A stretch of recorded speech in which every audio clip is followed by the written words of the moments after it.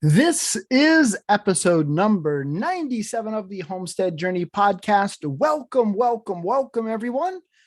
My name is Brian Wells. I am coming to you from 3B Farm and Homestead here in beautiful and very rainy upstate New York. And folks, we have more rain on the way. In fact, this entire coming week, it's supposed to rain. And this upcoming week is the week of the Washington County Fair. So as I record this, Hurricane Henry is inbound, and there's some question as to whether or not we're going to get some of the remnants of that, whether or not it's going to brush us. Kind of depends on which way it shifts. But my bigger concern is my buddy Jack over at the Mindful Homestead. Man, I tell you, we were looking at the storm track yesterday, and it's almost like it's coming straight at him. So good luck, Jack, batting down the hatches. And I hope it shifts way east of here. But it is what it is. And anyhow, the weather be cold, the weather be hot. The weather's the weather, no matter the weather, whether we like it or not. That's one of the other sayings of my grandfather. And so we'll just keep that in mind. But anyhow, folks, it's been a very busy week here on the homestead, but I can really sum it up in a couple of sentences what we've been doing. So today's homestead happening segment is going to be very short, but let's head on over there. I'll bring you up to speed. This week has been all about preparing for the Washington County Fair. As I mentioned in my opening bit, the Washington County Fair is coming up this coming week. That's the Washington County Fair in beautiful upstate New York, the best fair in all of fairdom. I strongly believe that.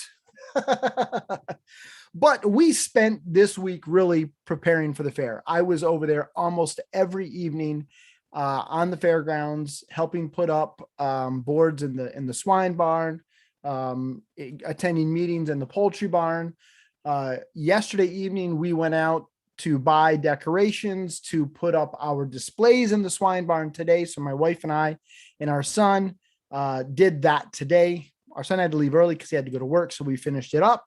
But one of the great things about this is we're getting a lot better at this whole decoration thing.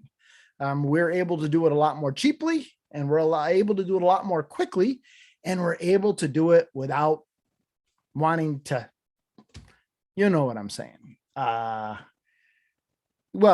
Choke each other. There have been times when we've had some intense moments of fellowship over this display thing, and we didn't have that today. It just went up very well. I mean, there were some issues that we had, but we're just getting better at it. It's one of those things. I think the more you do it, the better you get at it. And so I'm very excited about our display this year. Keep an eye out on our Instagram and Facebook pages for pictures from it. Or if you are in this area, definitely stop by the swine barn next week. And don't forget that next Saturday, that'll be August 28th, I will actually be giving a talk on modern homesteading in the County Bounty Building at 4 p.m. So you're not going to want to miss that. If you're not able to be there in person, my plan is to record that, and then that will be next week's episode. But definitely, if you can be there in person, you're not going to want to miss it. Let's see. One other thing I wanted to share with you, and that is that we had a tree fall down, I think it was maybe Friday morning. And folks, it is absolutely mind-blowing how it fell, and it did not take out any fences, but the way it fell, like the lower part of it is 2 feet away from the fence to the turkey run. And then there's an upper branch that goes over that, and it goes over the fence and the gate for my pig area. And then it dropped just maybe 5 feet off of the pig pen where the little pigs that are going to the fair are located. And so if it would have fallen just a little bit differently, it would have crushed all of those fences, potentially could have even killed animals. Who knows? So I couldn't have dropped it any better if I would have wanted to. If I would have tried to, well, obviously I'm not a professional chainsaw guy. I'm not a professional arborist, but the way that fell, it was quite a miracle. And I guess I'm going to drop another one of Papa's quotes today. Papa would always say to me, Brian, God protects fools and little children, and you're no longer a little child. So yeah, God was looking out for me, I guess, because I knew that tree was leaning and it was going to come down.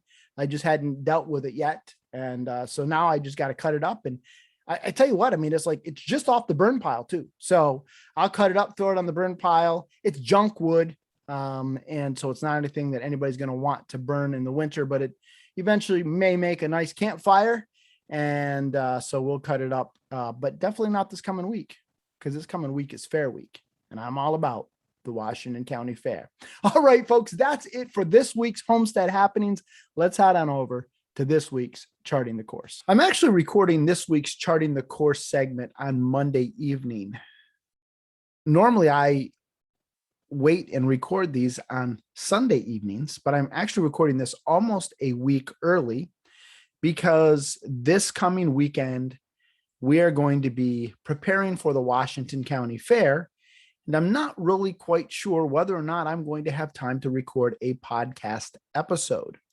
I had actually planned on interviewing someone for this coming week's episode.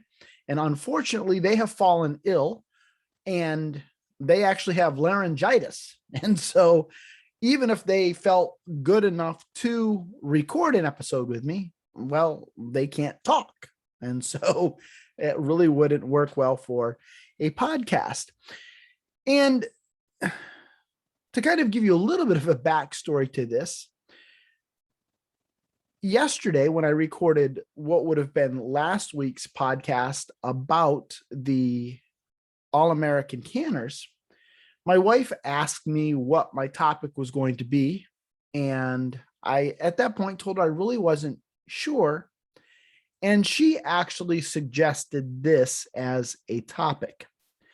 So if this turns out great, I'll take credit. And if this does not turn out so well, then it's all her fault. I'm really not quite sure where to start, to be honest with you on this one. We went and looked at a piece of property this past Sunday evening with my mom and dad. It's a piece of property that I have actually been looking at off and on probably for 6 or 8 months. It's a piece of property that has actually been on the market for a number of years. And so I knew that there were some issues with it. To be frank, the pictures of it aren't all that great. In some cases, they're blurry. In some cases, they really don't show much of what's going on. But as I drove by the property and as I looked at some of the outbuildings and so forth, there were some dreams that I had been dreaming for a while that I thought could be realized on that piece of property. Some of these dreams, again, go back several years. When I first got into the whole homesteading thing, I shouldn't say got into the homesteading thing, but discovered this whole homesteading genre, I started thinking about some of the things that I would eventually like to do. I've thought about the fact that I would like to have a commercial kitchen where I could do classes on how to can and how to preserve and so on and so forth. I've thought about the fact that I'd love to have a commercial kitchen where I could make things that you have to make in a commercial kitchen so that I could sell them. I've thought about having a commercial kitchen so that I could rent it out to other people who might be interested in some kind of a cottage industry and want to make things that have to be made in a commercial kitchen. Another one of my dreams is to really dedicate a lot of land to heritage breeds. You know that I am a huge supporter of the Livestock Conservancy, And I really have a heartbeat for ensuring that heritage breeds like the American guinea hog are preserved. And I really would like to expand that effort and help bring awareness to things like the American milking Devon and the cotton patch goose and a few other heritage breeds that I would really like to get on my farm. But right now, we simply don't have the land to do that. There's also something that I find very intriguing about the idea of agrotourism. And this is something that I've thought about in a variety of different ways, and ways that perhaps we could take part in some kind of agrotourism where people could come and experience farm life and maybe get up close and personal with heritage breed livestock, understanding that all pigs aren't pink, that chickens lay multicolored eggs, and so on and so forth. We also have my mom and dad who are getting up into years. And when I say they're getting up into years, they're in their late 60s. And while they certainly have the capability of living on their own with no problem, I was thinking on down the road, I would like to have my mom and dad closer to me, because even though they're only 15 minutes away, that 15 minutes might as well be 15 hours when you've got 3 feet of snow on the ground. 15 minutes can feel like an eternity when your father has fallen down the basement stairs and taken a header into the basement wall and knocked himself out cold and is insisting on driving himself to the hospital. And yes, that really did happen.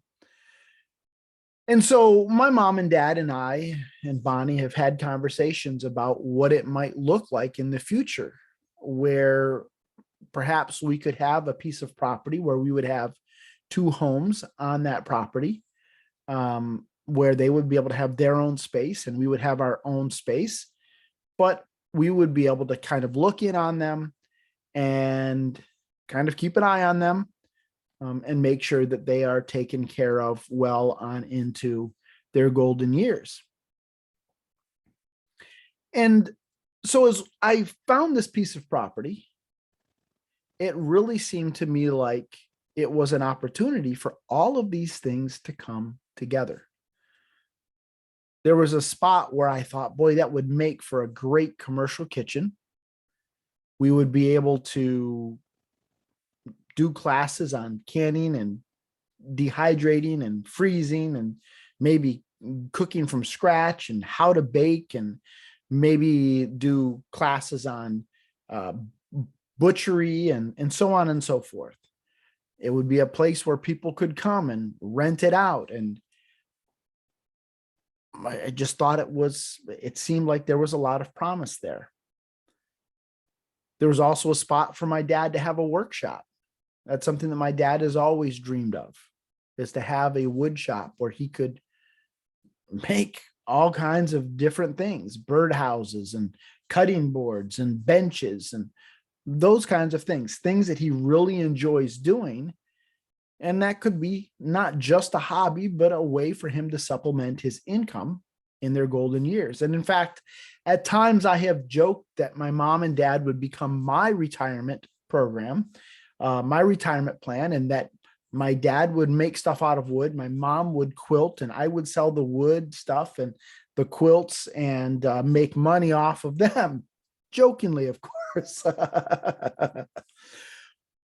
But on the other hand, there was something to be said about this property that had a nice, huge shop on it. And I thought, wow, we could do that on one end, and on the other end, and it happens to be perfectly divided, on the other side, we could do the commercial kitchen. There's, I think, 15 acres of land there. There's a pond, a beautiful old house that needs a lot of work, but that has so much history. And there were some opportunities, some dreams that I had, whereby we could repurpose some smaller structures on this property and turn them into maybe an Airbnb. And so it was like, as I looked at this property, it seemed like it was this perfect confluence of all of these ideas and desires and dreams that I had, and that maybe, just maybe, this could be the place. And again, I chewed on this for probably 6-8 months. It's been a long time. And I didn't share it with anybody. And then one day I shared it with Bonnie. And I thought, she's going to tell me I'm crazy. She's going to tell me that I'm out of my head. But she didn't. She said, well, let's think about it. Let's talk it over with your mom and dad, and let's see what we think. And so while my brother Keith was up here, I thought, well, this is a good opportunity. I'll run it by him and my mom and dad. And because there's no way that I would want to have any kind of a decision made along this route without involving both of my brothers and getting their input. And so while Keith was here, I shared with him the idea, and I shared the idea with my mom and dad, fully expecting everybody to tell me that I was plumb crazy and out of my gourd. And they didn't. They thought it was a great idea. And so since June, my mom and dad have probably driven by the piece of property 20 times. Bonnie and I have probably driven by it 10 to 15 times, maybe not that many, but certainly a good number of times. And it just seemed like, as we thought about it and we talked it over, there was just so many ideas and so many ways that we were all on the same page. And I thought, could this be happening? And so as we thought about it and we dreamed about it and we talked it over and the excitement grew, I reached out to a friend of mine who was a realtor.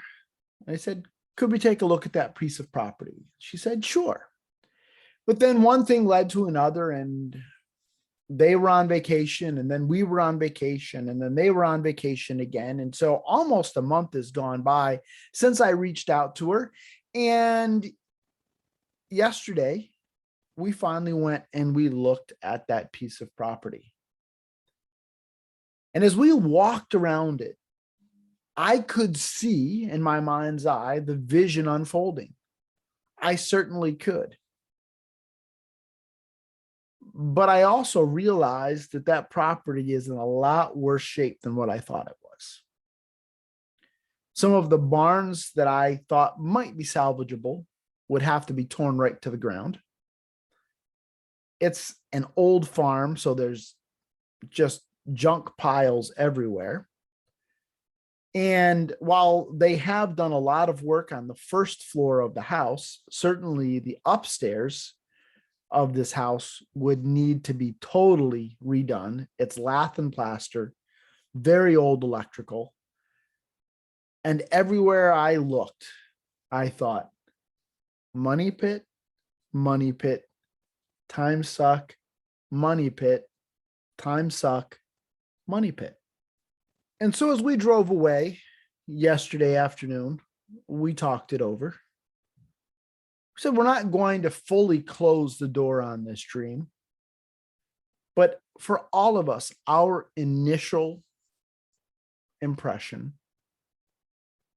was that either this isn't the property or this isn't the time for this dream to be realized.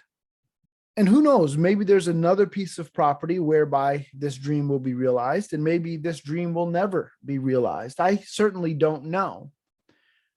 But what I do know is that none of us at the current moment felt comfortable with moving forward. The funny thing is, to me,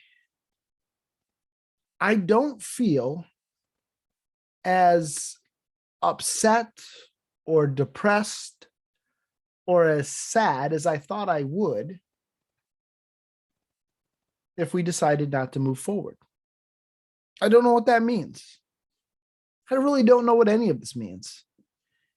And quite frankly, I'm not even sure what the point is of this podcast episode. I'm just sharing with you what I've been going through over the last 6 or 8 months, and now having all of that dreaming and scheming, folks, I had this drawn out on paper. I had a bunch of different ideas written down as far as how there would be these synergies between the different aspects of this farm and how it could all work together. And I can't say that today I'm in the doldrums, that I'm depressed, or that I'm even disappointed that right now it doesn't look like we're going to move forward with this. I'm not sure if this is a matter of not now, or if this is a matter of not here, or if this is a matter of not ever.